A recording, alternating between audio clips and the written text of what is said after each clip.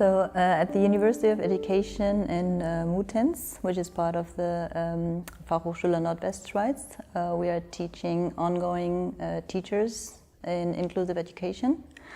And we have three different focus points: inclusion and society, inclusion and cooperation between teachers and special needs education teachers, and also inclusive teaching at schools.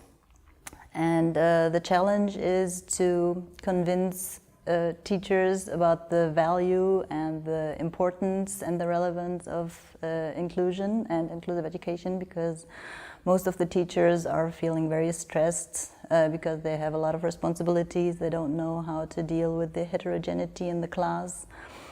But taking into consideration the UN Convention on the Rights of Persons with Disabilities, and to include people with disabilities in normal, regular schools, it is very important to understand the concept of inclusion, and that actually it is making education much worthier and much easier also for the teacher to open the framework of teaching in classes.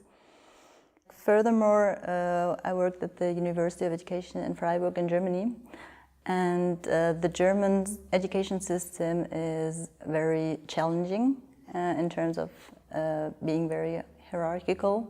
And we worked in a project dealing with Förderschulen or Sonderschulen, where the pupil don't have any political education systematically.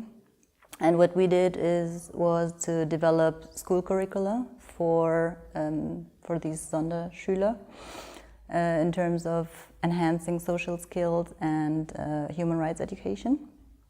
Well, the teachers appreciated it a lot because they see how a certain group of society is excluded from the education system, especially in terms of democracy. It is a real problem because these people are not represented in any kind of party or association, or they don't even have the impression that they have a voice, that they have a right to speak, or that they, for example, we made some surveys, and what the children pointed out was that politics is something for politicians or for people from academia, and not something that they belong to.